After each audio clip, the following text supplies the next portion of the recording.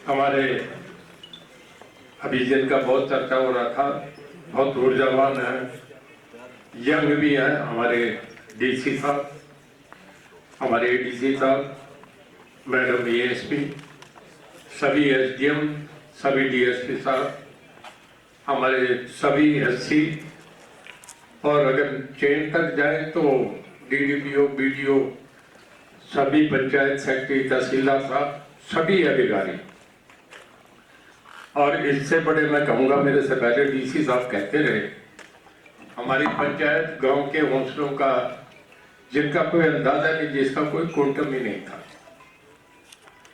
कई बार ऐसे क्षण होते हैं, ऐसे स्टेज होती है जिसको कैसे कहा जाए। आज हम जो पानी का इस युद्ध को जीत के जो जिस हौसले से या मैं सभागार को भरे बैठे देख रहा हूँ, ये वैसा है कि जब इसका क्रिकेट का मैच होता हो, वर्ल्ड कप का मैच हो, और फाइनल में आने के बाद रन बराबर बने हों और लास्ट बॉल रह जाए, सामने जो टारगेट दिया हो और 2 रन कम और जब छक्का लग जाए तो पूरा जो आपका स्टेडियम है उसमें सब भीड़ खड़ी हो जाती है, तालियां, गड़गड़ाहट, इतना रोमांच और जीवंत प्रदर्शन नहीं हुआ करता वो आज का ये प्रदर्शन। तालियों की गड़गड़ाहट तो बहुत बार देखी है, पर आज जब भी कोई बोल रहा था तो जो दिल से भी तालियां बज रही थी, मैं उसको भी देख रहा था।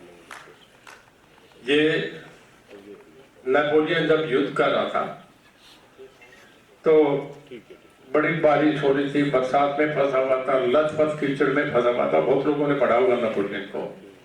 तो अपनी फौज से कहने का कि एक ही लक्ष्य है कि हमें युद्ध जीतना है, भूखे रहो, प्यासे रहो, लड़ते रहो, सोना नहीं। तो मैं सुन रहा था डीसी साहब को, ऐसे मोमेंट्स एक नहीं हम पे हजारों बार आए। रात के 2 बजे खबर आ जाते थे कि बांध टूट गया, झूठी खबरें भी आती थी, और उसके बाद भी हमारे आदमी हौसले से हम इस काम में लगे रहे। मैं सरसा के लोगों को बहुत बधाई देता हूँ। मैं भी रात घूम रहा था, कभी 2 बजे पहुंचा था, कभी 3 बजे, हर जगह कोई अंदाजा नहीं था, लोग खड़े होते थे, कहते जी कुछ नहीं, अपने ट्रैक्टर जी वो सब। एक दिन ये बात है, जब तक बाढ़ आई नहीं थी उससे पहले दिन की बात है, डीसी साहब मेरे साथ गाड़ी में थे। मैंने कहने लगा जी खतरा कभी भी आ सकता है, पानी पीछे बहुत आ रहा है।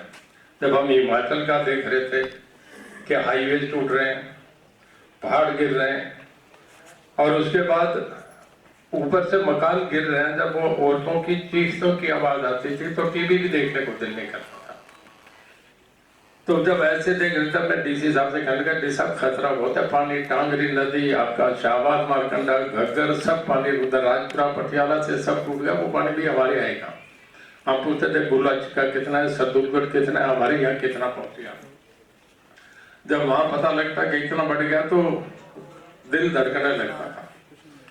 और उस वक्त जब हम दोनों इकट्ठे चल रहे थे तो मैंने सीएम साहब को फोन मिलाया, फिर आपकी भी बात कराई। मैं उन्हें कहने लगा ये कोर्ट नहीं करना चाहिए, पर डीसी साहब बैठे, मैं करूंगा कि बात में ठीक करने में कोई दिक्कत भी नहीं होती। मैं कहने लगा जी बहुत बड़ा खतरा है, अगर इतना पानी हम नहीं संभाल सके तो ये लाखों एकड़ में जाएगा, और फिर अगर हम 10,000 रुपया एकड़ में देंगे तो आप एक अंदाजा लगाए कि कितना पैसा हमें देना पड़ेगा। और अभी समय अगर इस वक्त हम जेसीबी और पोखले भी अगर हम सब जगह हम फेंक देते हैं, जमींदार को कहे हम तेल देंगे, हम सब ये देंगे, ये हमने 2 मिनट की हमारी डिस्कशन थी। और उसके बाद मैंने डीसी साहब को फोन दे दिया, सीएम साहब से कहा कि ये जरा स्थिति पे आपको ब्रीफ करेंगे। तुरंत उन्होंने बोल लगा दी कि कितने पैसा है, तू पैसा उठाओ, जो देना है दो। इस बात से अगर हमारी जेसीबी मशीन, हमारी पोपलेन चप्पे चप्पे पे नहीं जाते तो गांव वाले भी बेचारे थक लेते, ये भी क्या करते हैं। अगर ट्रैक्टर के लिए डीजल नहीं देते तो हर कोई कहता ट्रैक्टर तो 2 खड़े ले जाओ, पर डीजल नहीं है, डीजल ले आओ। जब ये कहा कि डीजल भी मिलेगा, गांव में पटवारी बैठ गया, सेक्रेटरी बैठ गया, गिरदावर बैठ गया, कानून बैठ गया कि जिसको चाहिए पर्ची बनाओ, तो लोगों के हौसले हो गए, और लोगों ने दिन रात गांव के हजार आदमी खड़े हो गए। कई ऐसे पॉइंट थे, जैसे लेजराला था, सबसे पहले वहां बुर्ज करमगढ़ आया, उस जगह हुआ, तो गांव में तो पानी चला गया था। इसके बाद एक दिन रात को हम सारनी गए थे, डीसी साहब कि वही थे कि जी 1 पॉइंट नहीं, 2 पॉइंट नहीं, 4 पॉइंट में यहाँ लीक हो रहा है, यहाँ मैडम ESP भी घूम रहे थे रात के 2 बजे।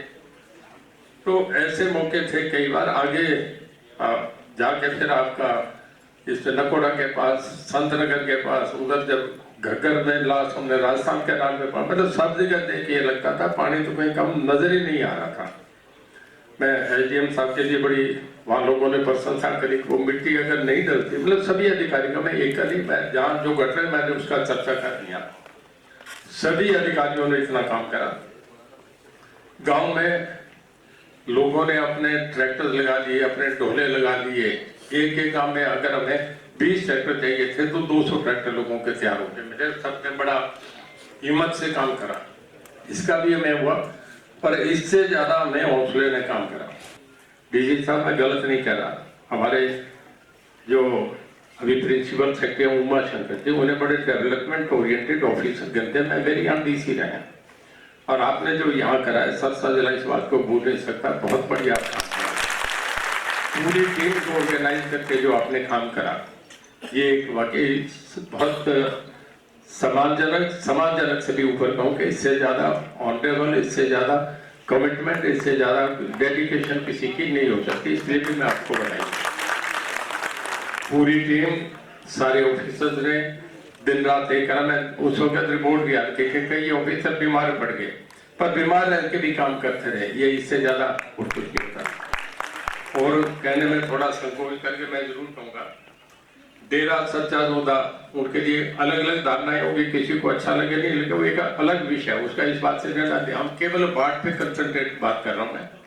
उनका जो रोल था, अगर डेरा सच्चा सौदा नहीं करता तो एक बात हमारे हाथ से निकल गया था, वो काबू नहीं आ रहा था। जो इसके आपके चावल में जो था, उस पर उन्होंने पानी में तैर के, हमने ट्रालियां डाल दी, उसके बाद हमने चंद्रन लोहे की डाली, उसमें पेड़ भी काट के डाल दिए, और उसके बाद भी वो बंद नहीं हो रहा था। वहां उन्होंने रस्से डाल के, रस्से पे तैर के, एक हाथ से रस्सा पकड़ा, एक हाथ से थैला पकड़ के उसमें डाला। अगर उसमें आदमी का रस्सा भी छूट जाता तो ट्रालियों में जाके पता नहीं सिर फंसता, कहाँ फंसता, क्या। बिल्कुल मौत को चैलेंज करके उन लोगों ने कहा, और उनके 500 आदमी डाके करा, उनके मौके पे खड़े रह के सारा देखा। तो ये तो एक ऐसा इवेंट था, इससे ऐतिहासिक कोई बढ़िया समय नहीं हो सकता।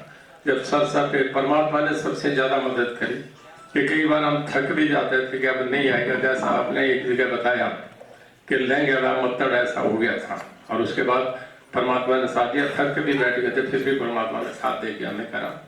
ये एक बड़ा अच्छा मोमेंट था। मैं तो चाहता कभी इसको अगर मौका मिला तो कभी CM साहब से भी मैं कहूँगा कि सरसा के लोगों ने जो फ्लड में काम करा, आप फतेहाबाद देखिए। मैं अब भी कल चंडीगढ़ से आया था, भूना से लेके फतेहाबाद तक राइट साइड में देखो तो अभी भी 3-3 फुट पानी पड़ा, और पानी पड़ा मिलों में पड़ा अभी तक। हाँ, तो दोनों फसलें बर्बाद हो गई हमारे। तो लोगों ने फिर दोबारा, जहाँ पानी थोड़ा 10-12 हज़ार एकड़ में आया होगा, लोगों ने पानी निकाल के वापस पाइपलाइन से घग्गर में चला गया, वापस नीचे में चला जाता है, दोबारा झोना फिर लोगों को लग गया। हाँ, तो दोनों फसलें बर्बाद हो गई। अब कितना पैसा देना पड़ेगा? यहाँ तो मेरे ख्याल में टोटल हमारा 4-5 करोड़ रुपए में निपट गया होगा जी।